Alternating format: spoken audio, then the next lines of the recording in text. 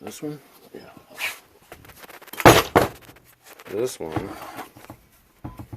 This is a 587. It's also the non-drilled. But it was porked by somebody playing around, and then I played with it too, and then let it collect shavings after that. Welcome to the 587 outtake video. So here's where I'm going to show you a couple ported examples. Here's a 188 valve intake.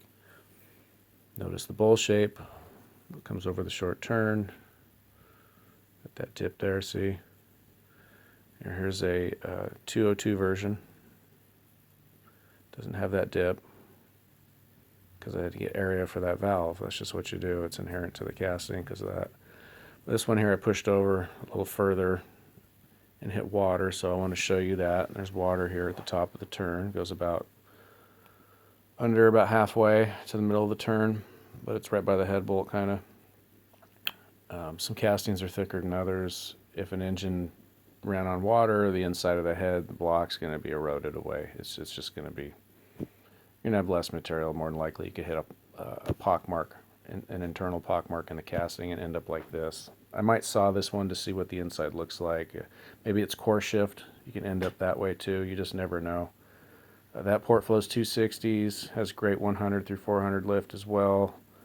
You know, like high 190s at 300, 142 or so at 200, 70 at 100, 400s 244, something like that. Anyways, it's about 177 cc port like this. Round is the key. It's all you got to do with these heads. Simply said, right? You just got to get the area in the right spots too. But there's a visual shape because nothing beats a visual, right? That's what I always thought. So anyhow, I left this out because I didn't want to mud up the stock stuff with ported and modified stuff. So there you go.